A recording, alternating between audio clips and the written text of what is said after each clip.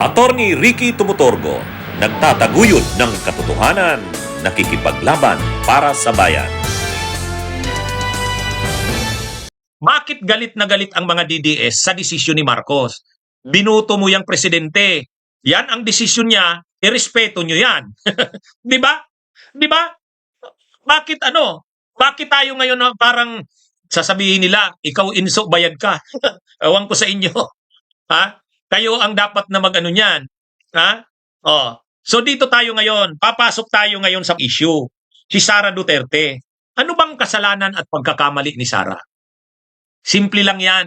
Si Duterte, ng presidente pa, ang gusto niya, si Sara ang tumakbong presidente noong 22. Ang vice president ni Sara, si Bongo. Di ba?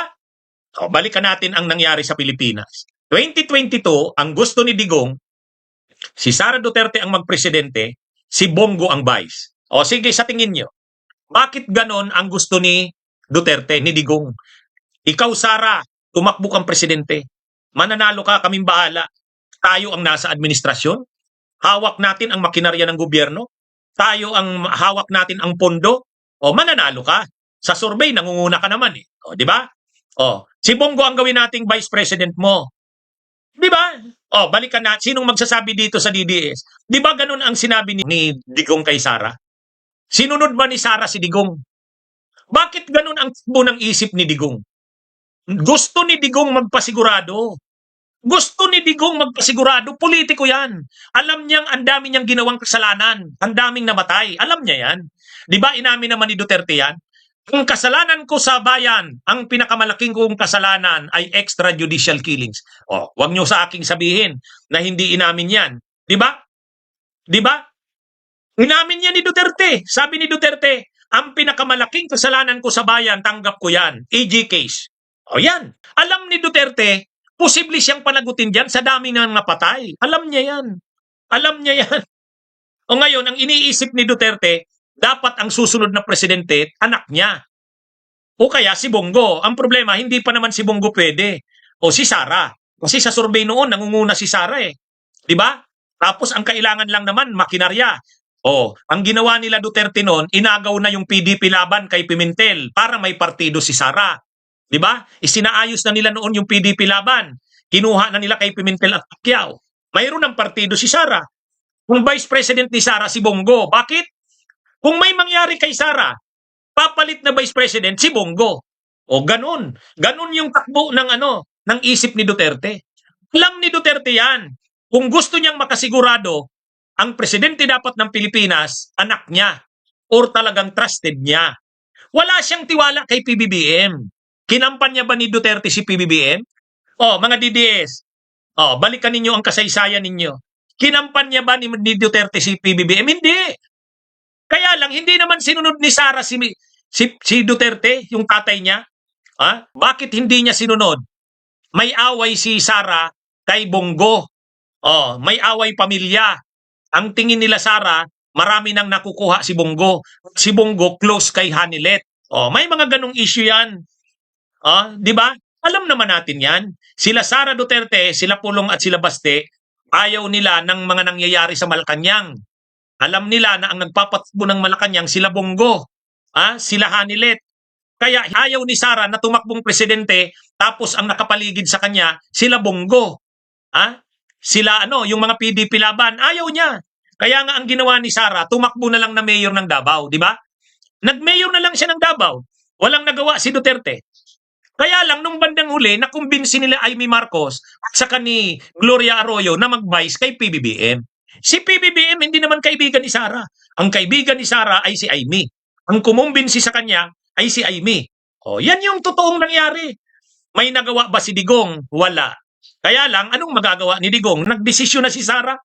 Ang iniisip noon ng mga DDS, pag nanalo yung Marcos Duterte unity team, mapoprotektahan pa rin si Digong. Kaya sila Rocky noon nangampanya ng todo sa unity team. Sila Robin Padilla. O, di ba? Yung mga DDS, nangampanya sila sa Marcos Duterte unity team.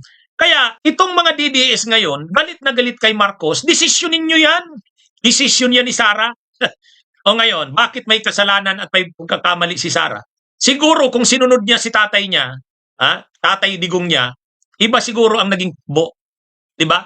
Kung nanalo siyang presidente, poprotektuhan niya si Digong. Hindi yan maito-turn over sa ICC. O, yan yon, 'di ba? Kaya sa totoo lang, itong mga DDS ayaw lang nilang tanggapin, pero may kasalanan din si Sara. Hindi nakinig si Sara sa tatay niya, 'di ba? Si Digong nakikita niya na yan. Kailangan siyang maprotektahan. Kasi marami siyang nagawang krimen, lalo na yung extrajudicial killings. Di ba? Hindi siya totoo. Kaya nga ang gusto ni Digong, Sara, ikaw ang magpresidente. Si Bongo ang vice. Kung may mangyari sa'yo, ang papalit si Bongo. Ang problema, hindi naman sinunod ni Sara yun eh. Nang ibabaw kasi kay Sara, di ba? Anong ugali ni Sara? Brat. Bratinila nga. Di ba? Oh, sabi ni Attorney Melvin Matibag, yung NBI director ngayon, bratinila yan si Sara. Hindi yan kayang pasunurin kahit ng tatay niya. O, di ba? O ngayon, anong nangyari? Siguro nare-realize ni Sara, tama pala ang tatay ko. Dapat pala tumakbo akong presidente. Yan yung totoong nangyari diyan. Kaya si Sara Duterte, kung hindi siya nagmatigas ang ulo, posible namang nanalo si Sara dahil number 1 siya sa survey, pero posible ring hindi. Posibleng manalo si Leni. Kasi tatakbo rin si Marcos eh. Magiging tatlo ang laban. Sara, Marcos at saka Leni. Pero ang nangibabaw nga kasi kay Sara, yung galit niya sa ama, yung galit niya kay Bongo, yung galit niya, yung away pamilya. Saka, mas sinunod pa ni Sara si Amy Marcos at saka si Gloria Arroyo. Yan yung yan yung nangyari, di ba? Huwag na tayong Tapos, ang problema naman ngayon kay Sara, nung nanalo yung Marcos Duterte, masyado siyang gahaman. Kauupo pa lang nila, humingi na kaagad ng budget kay PBBM. Grabe. Kaya nga binigyan siya 425 million yata. Ilan ba yon? Ang nire-request niya, 250 million ang nire-request niyang confidential funds. Ang binigay sa kanya, 125 million. Ano yan 2022 pa lang. Grabe ang takaw niya kasi. Nung 2023, wala pang away ang Marcos at Duterte. Ang hiningi niyang budget sa OBP, 2.3 billion. Humingi pa siya ng confidential funds na 500 million. Sa DepEd na naman, humingi siya ng confidential funds, 150 million. Grabe! Siguro nakikita na rin ni Marcos yon sa kanang Romualdez. Napapansin niyo ba? Grabe si Sara. At ang gusto, di ba marami pang hinihingi si Sara? Ano ang hinihingi ni Sara? Yung Mindanao Railway Project daw ituloy. Pangalawa, si GMA yata yung gawing speaker. Pangatlo, siya ang Department of National Defense.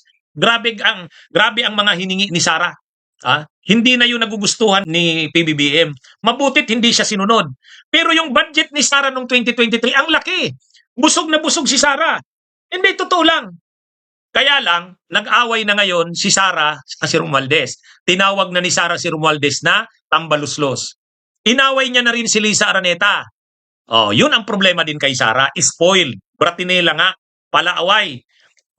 Ang problema, si PBBM, nung una, parang naiipit lang siya sa away. Naiipit. Ang problema, inaway niya na rin si PBBM. Nang inaway niya sa PBBM, wala na. Talagang lahat niya nakaaway. Nung lahat niya nakaaway, napilitan na siyang mag-resign bilang DepEd Secretary. Nagsimula na yung away. At kung nagsimula na yung away, siyempre, wala na. Wala nang pananagutan si PBBM kila Sara. Wala na yung alyansa eh. Kaya, kahit yung stand ng Marcos administration sa issue ng ICC, nagbabago na rin. Nagbabago na. Nung maupo si PBBM, kaagad-agad pinatawag ni PBBM sila Roque, sila Boying Rimulya, si Enrile, si Vic Rodriguez nandun pa noon. Pinag-usapan nila ang ICC.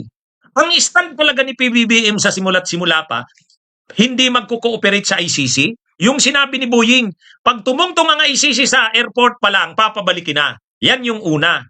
Kaya lang, nung nag-away na ang Duterte at Marcos, nagbago na. Nagbago na yan. Yan na yung sinasabi ni Boying. Nagbabago ang panahon. Nagbabago. Di ba? Kaninong kasalanan yan? Kay Sara yan. Una, hindi niya sinunod yung ama niya. Pangalawa, nung nanalo ang Marcos at Duterte, dapat sana mapuprotektahan ng Marcos si Duterte. Inaway niya eh. Inaway niya si Romualdez. Inaway niya si Lisa Araneta. Ay di wala. Talagang away-away na ito. Nung nag-away-away na sila, nahati na yung Marcos at Duterte, wala na. Yung dating stand ng Marcos na puprotektahan si Duterte, hindi magko-cooperate sa ICC, nabago na yun. God works in mysterious ways. Kaninong kasalanan? Kay Sara yun. Unang-una, hindi niya sinunod yung ama. Pangalawa, Pangalawa, matinela siya eh. Mainitin ang ulo niya, nagwawala ka agad. Di ba? Di ba? Yan yung nangyari dyan, mga kabunyog, mga kababayan.